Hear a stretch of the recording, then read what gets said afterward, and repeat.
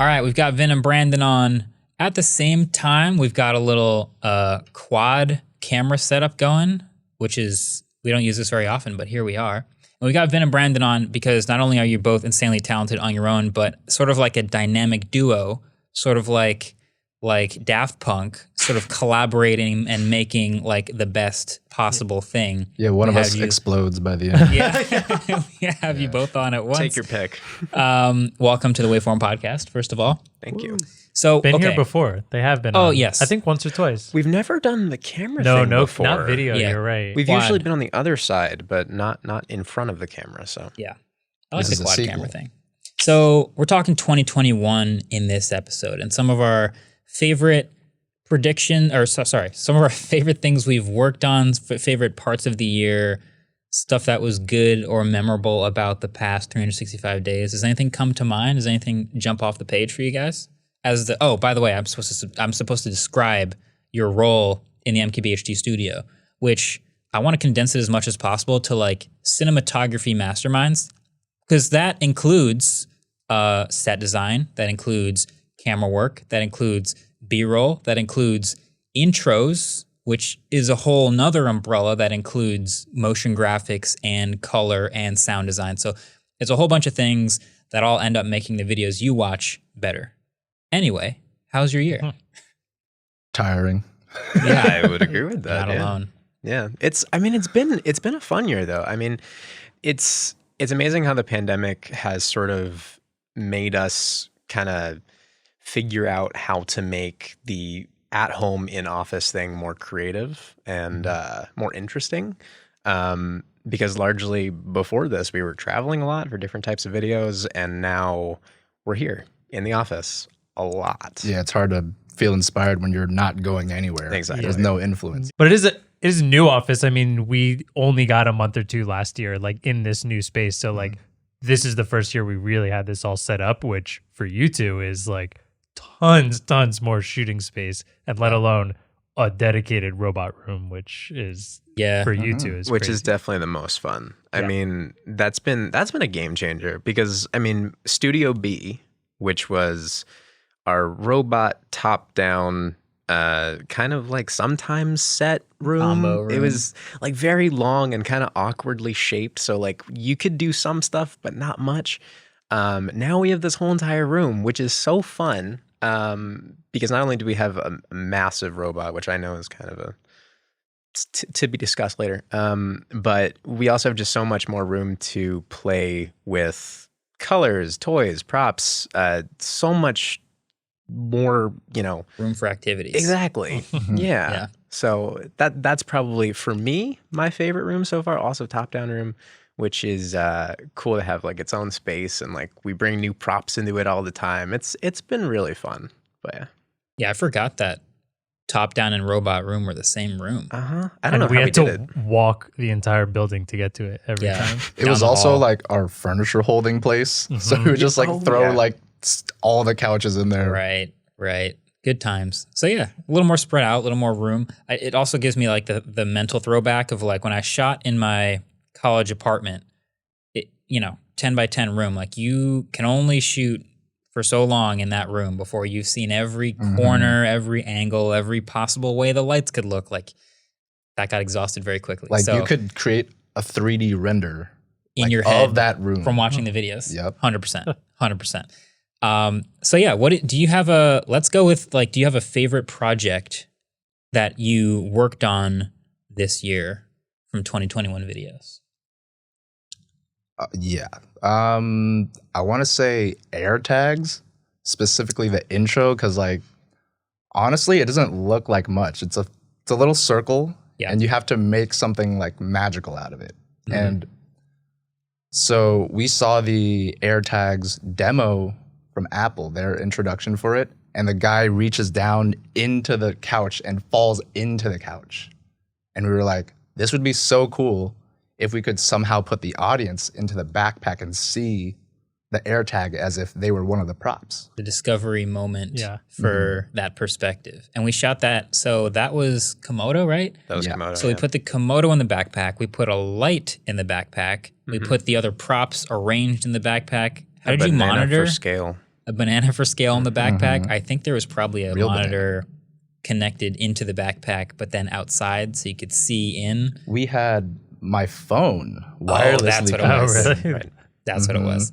So that was, I did really like that intro and that moment in the video was pretty sick. What else, did you have a separate one, a different one? I mean, I think the intro this year that was definitely the most exhausting, but really rewarding was the iPad intro that we did. The M1. yeah. The M1. It was 2 days of questioning if any of it was going to work. Or if it even made sense. Exactly. I feel like that happens the whole entire time when you're shooting these intros. It's like, yeah, this makes sense in theory, but once it actually hits the editor, who knows?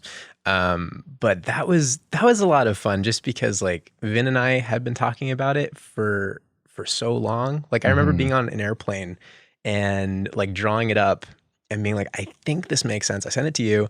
And then we got back, we like hit the ground running. with the track. Exactly. The track definitely helped. I think that was like definitely the perfect example of like Things the just relationship falling between us, into place. just like working very well, like communication without communication in a certain respect. But yeah, it was like a full day of shooting, and then the next day was like purely editing. Full edit. And but it came together. Well, that's a pretty quick turnaround. 2 days for one of our favorite intros of all time. Exactly. And how did you guys do that again? Because it was like the pencil drawing on the iPad, right? Yeah, it That's was The magic Moto pencil. I think it was like 4 different lenses that we used for that whole entire intro. Laowa was the MVP, giving you that like Super wide. first person Yeah. device perspective. Yeah. So Yeah. that was a Apple Pencil strapped on to a wooden camera magic arm, and I gaffed it to like the moment like plate because it had a 1/4-20 at the end. Oh. Yeah. And so that flat surface on the Apple Pencil was perfect for it to like not wiggle around. Okay. And so Yeah, I yeah, just yeah. I held the Komodo and just drew out on the It iPad. gave like the first, it looked like you were holding the pencil, but the pencil is just connected right in front of the lens. Yeah. That And the second gen Apple Pencil has a flat edge. So that was the way that it like held it in place and straight. I think that was also a really fun project because that was the first time that Tim sort of became instrumental in like entering the intro. I think that was the first sequence. one he worked on. So he like I basically gave him this very simple prompt, which was like just like design me like a little like motion graphic for like M1 iPad Pro. I think that was just it was a text. top Just the down title. shot. And It was I'm a zoom out, expecting top-down Tim to shot. just like, I don't know, like spend 5 minutes on something and be like, okay, how's this? He spends like probably 5 hours. Tim just has like, never Like spent 5 minutes on crafted anything. like a real original like handwritten. it was at that text. moment that I knew that Tim was, you know, the best person ever. So yeah. Really fun intro though. Yeah, I think some of the craziest things when you look back at like even just trying to define online video production in general, like there are movies at a super high end, there are YouTube videos at the other end, and then somewhere in between there's like spending 24 hours on a 12-second intro. And I kind of like that in between. It's a nice little medium happy ground where I think we live right now, which is a good time. and these two have perfected it. Yeah. This is where it and comes I can from. only imagine are going to go to bigger and better places in the future. Yeah. With a couple extra toys we've gotten recently. Wink, wink. Yeah, Yeah. Colossus. We should just talk about Colossus for a second real quick. I think technically this counts as looking back to 2021. Yeah, it came in 2021. So I'll just describe it. I'll just explain what it is. We've had Mia. I mean, first of all, we went out and shot with motorized precision and had no intention of getting one of the robots until we used them and loved them. And then within 2 months, we had one. So Mia is a 3-foot by 3-foot industrial robot arm connected to a computer that talks to an Xbox controller, and we can keyframe and build camera moves into it. And we didn't feel, I don't know, would you say you felt limited by it? I don't know if that's the right word to use. Yes. Super But it was limited. really, it like once you start using it, you immediately became aware of a bunch of other things that you also wanted to be able to do.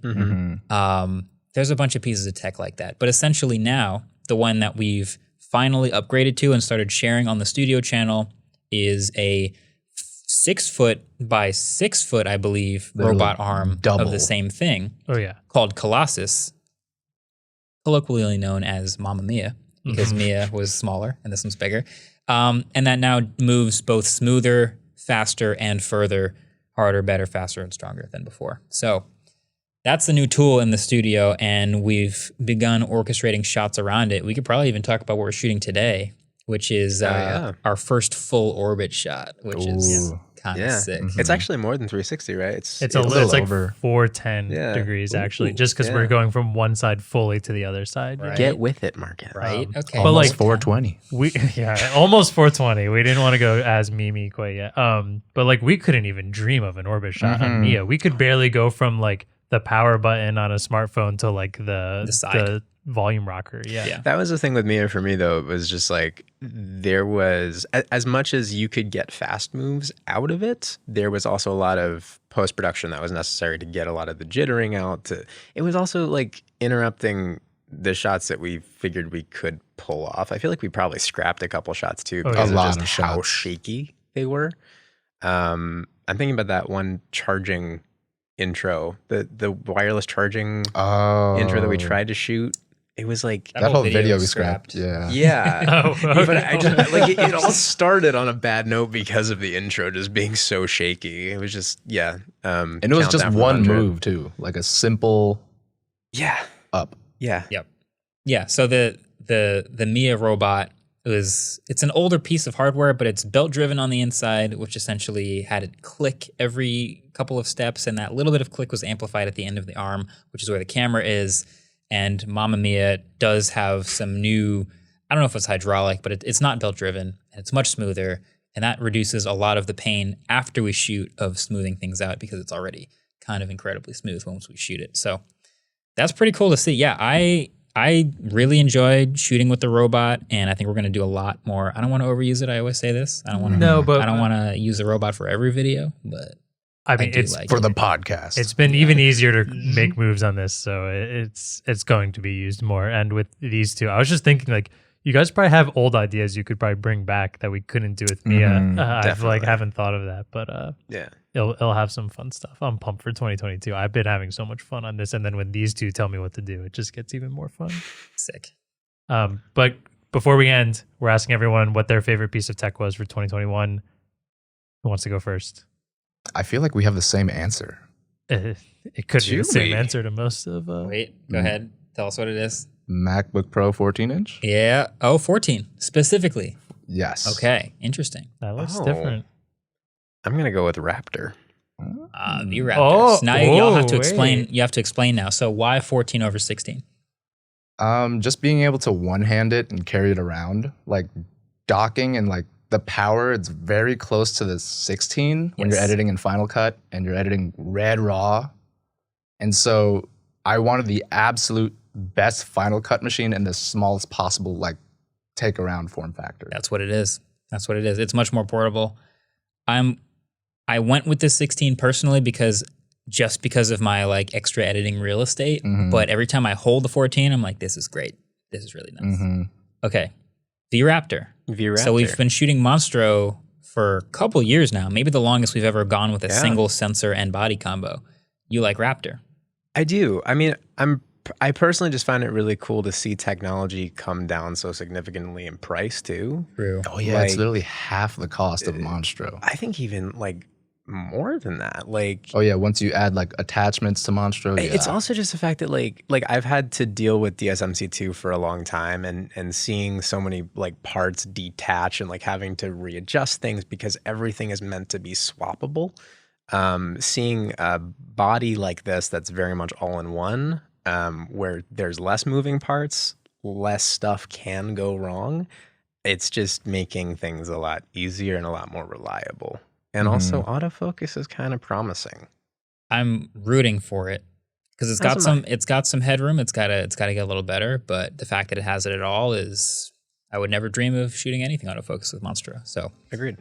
And I also like the image straight out of Raptor really a lot. Oh yeah, the colors seem just a little better. A little better, a little extra dynamic range. It's a good time.